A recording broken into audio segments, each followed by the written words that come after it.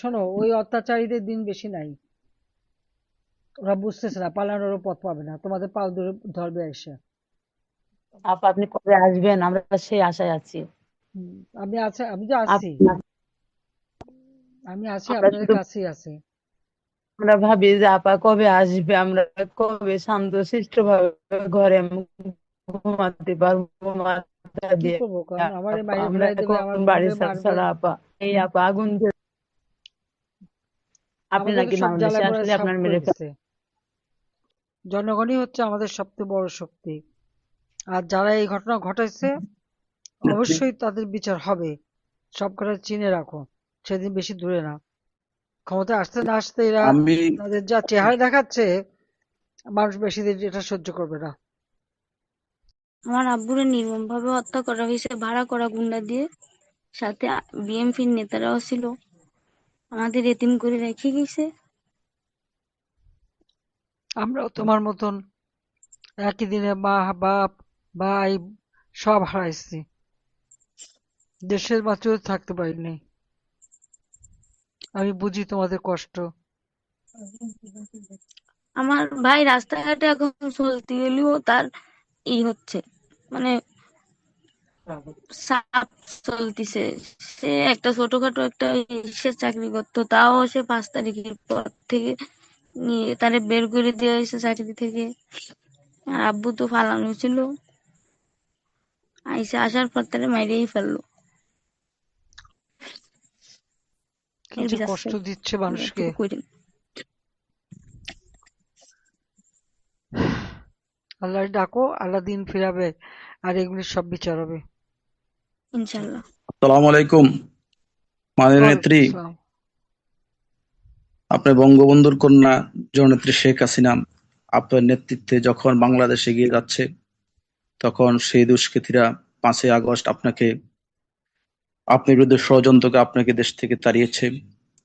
আজকে 18 কোটি মানুষ বুঝতে পারছে আপনি কি জিনিস।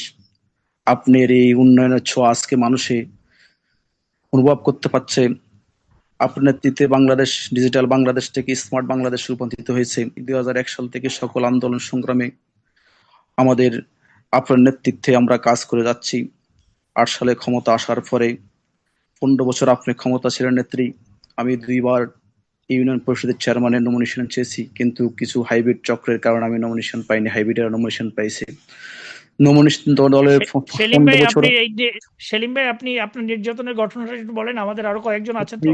আপনি পাঁচই নির্যাতনের আগস্টের ঘটনার মধ্যে থাকেন, লেটেস্ট নেত্রী, ঘটনা। 5ই আগস্টের পরে আমরা আমরা জনগণের পাশে ছিলাম। আমি 1 সেকেন্ডের জন্য এই কালাতরবিনের জনগণ চেয়ে যাইনি। জনগণ আমার পাশে আছে বিধায় আমি কালাতরবের জনগণের সেবা করতে পারছি। কিন্তু 5 তারিখে আমাদের পাশের ইউনিয়ন এজবালিয়া 9 ইউনিয়ন বান্দ্রাটে একটা প্রোগ্রাম হয়েছিল। সেই প্রোগ্রামে কালাতরক এবং সর্বস্তরের জনগণ এই কাজ মিছিল সুন্দরভাবে করেছিল। সেই মিছিলকে কেন্দ্র করে 6 তারিখ 5টায় আমার বাড়ির পাশে, আমি আমার একটা মার্কেট ছিল আমার বাড়ির দরজায়, সেখানে বসে চা খাচ্ছিলাম।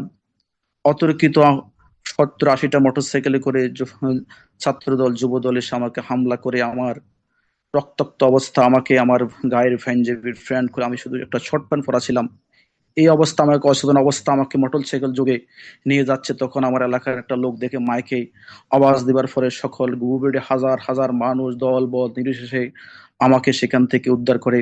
তারা তাদের তাওয়া খেয়ে এখান থেকে চলে যায়। যাওয়ার পরে সে রাত্রি 9টায় পুলিশ র্যাব যোগে সশস্ত্র সন্ত্রাসী নিয়ে আমার মার্কেটে আগুন দেয়, আমার মার্কেটে হামলা করে আমাদের এলাকার গ্রামবাসীকে আহত করে। ভালোবাসা মানুষের, তোমাকে এলাকাবাসী জনগণের সদস্যের ভালোবাসা। ভালোবাসাই তোমাকে বাঁচিয়ে দিয়েছে। জনগণের নেত্রী, ভালোবাসাই তোমাকে বাঁচিয়ে আপনি দিয়েছে। আছেন এটা কয় বিধায় আজকে তারিখের আমরা, ঘটনা? এটা কয় এটা তারিখের 6 তারিখ ঘটনা? নেত্রী, 6 তারিখ শনিবার এই বিকেল 6ই জুন, 5টার এই ঘটনা। গেল 6ই জুন। 6 জুন। জি হ্যাঁ, এই সব ঘটনাগুলি তো এই সপ্তাহের। নেত্রী, আজকে আমরা নোয়াখালীর মানুষ আজকে নিয়ে, আজকে নোয়াখালী পুরা জেলা এটাকে কেন্দ্র করে আজকে শিরোনামে অভিযান দিচ্ছে। আজকে হাজার হাজার নেতা কর্মী কালাতর আমার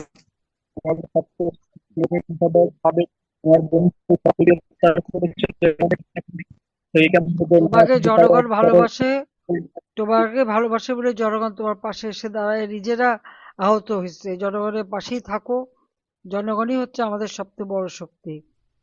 আর যারা এই ঘটনা ঘটাইছে অবশ্যই তাদের বিচার হবে, সব কথা চিনে রাখো, সেদিন বেশি দূরে না।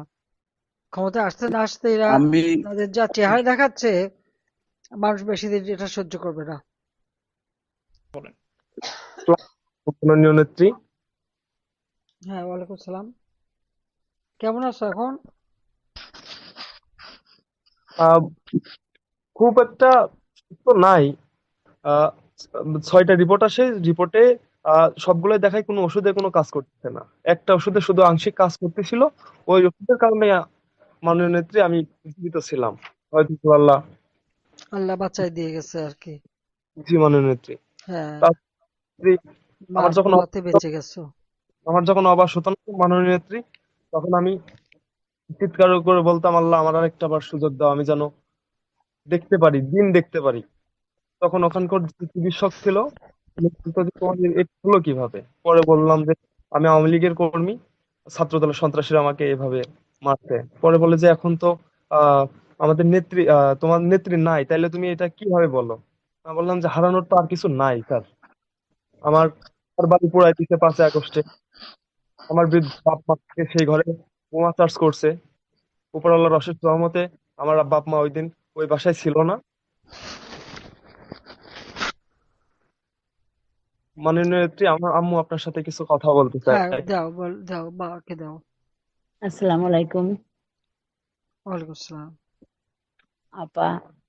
হ্যাঁ, বলেন। ইয়াসিন, আমার 2টা মেয়ে হওয়ার পর আমার ইয়াসিন জন্ম নেয়। আপা, ইয়াসিন খুব শখের, ইয়াসিন আমার, আল্লাহ আমার গর্ভে ধারণ করে। আপা, আজকে আওয়ামী লীগ করার কারণে ইয়াসিনের জীবন কেড়ে নিতে চেয়েছিল। আপা, আল্লাহর অশেষ রহমত, ইয়াসিন দুনিয়ায় ফিরে আসে, এখন আল্লাহ বাঁচিয়ে রেখেছে। সেটা হচ্ছে হয়তো চিকিৎসার অভাব, অন্ত্রটি হয়নি। আমি অনেক দোয়া করেছি আল্লাহর কাছে। আপা, 5ই আগস্টে আমার ঘর বাড়ি আগুন দিয়ে জ্বালিয়ে পুড়িয়ে তছনছ করে দিয়েছে আপা। ইস, আমার এখন আপা, আমার ছেলেটা নিয়ে আমি অন্য জেলায় আছি, কুষ্টিয়া জেলাতে আছি। হুম, আমার নাকি ছেলের মেরে ফেলবে। আমি দেশে যেতে পারছি না। আমার 5টা সন্তান, 2টো মেয়ে, 3টে ছেলে। আহারে, আপা, মাননীয় নেত্রী, আমি ঢাকা মেডিকেল থেকে চিকিৎসা নিয়ে আমার ঝিনাইদহ জেলায় আবার ফিরে আসার পর আমাকে বলে যে আওয়ামী লীগের যে শীর্ষ পর্যায়ের নেতা কর্মী আছে, তারা আমাকে পাঠাইছে অস্ত্র দিয়ে তাদের ক্ষতি করার জন্য। আমি তাদেরকে ফোন দিলাম যে আপনারা এই কথাগুলো কেন বলতেছেন, আমি অসুস্থ, মেডিকেলে অনেক ধরনের রোগী থাকে, এই কারণে আমারে পাঠাইছে যে পরিবেশের সাথে অনেকটা সুস্থ হওয়ার সম্ভাবনা আছে। তাই আমি তো কাউরে ক্ষতি করতেছি না। আমার একটা বছর, আর ডাক্তার বলছে যে আহ, কোনো রকম কোনো ভারী জিনিস তুমি তুলবা না, তুমি উচ্চস্বরে কথা বলবা না, এগুলো আমারে বলে দিছে। তাহলে আপনারা, আমি একটু ভালোভাবে বাঁচতেও কি পারবো না, আমি একটু ভালোভাবে থাকতে কি পারবো না? আপনারা তো মারছেনই, ইস, সবকিছুই শেষ করে দিছেন। পরে বলছে যে তুমি 17টা বছর তুমি বিএনপি আলাদের জ্বালাইছো। আমি বললাম যে আমার বয়স 24 বছর, আমি 17 বছর আপনাদেরকে জ্বালাইছি? আমি কি এমন জ্বালাইছি আপনাদের? কয় তুমি আওয়ামী লীগ করতে তুমি জ্বালাও নাই মানুষকে? বলে জালালেরও তো আর আপনারা বাইসে থাকতেন না, এত বড় কথা কইতেও পারতেন না। আমার দিন মায়ের বেশি দিন নাই, শোনো, ওই অত্যাচারীদের দিন বেশি নাই। ওরা বুঝতেছে না, পালানোরও পথ পাবে না, তোমাদের পাল ধরে ধরবে এসে। আপা, আপনি কবে আসবেন? আমরা সেই আশায় আছি। হুম, আমি তো আছি, আমি আছি, আমরা আপনাদের শুধু কাছেই আছি। আমরা ভাবি যে আপা কবে আসবে, আমরা কবে শান্তশিষ্ট ভাবে ঘরে ঘুমাতে পারবো, মাথা কি দিয়ে। করবো, কারণ আমার আপা, বাইরে আমরা ফেলাই দেবে, এখন আমার বাড়ি মারবে মারবে। ছাড়া আপা। এই আপা, আগুন দিয়ে আপনি আমাকে তো নাকি সব বাংলাদেশে জ্বালায় পড়ায় আসলে সাফ আপনার করে মেরে দিছে।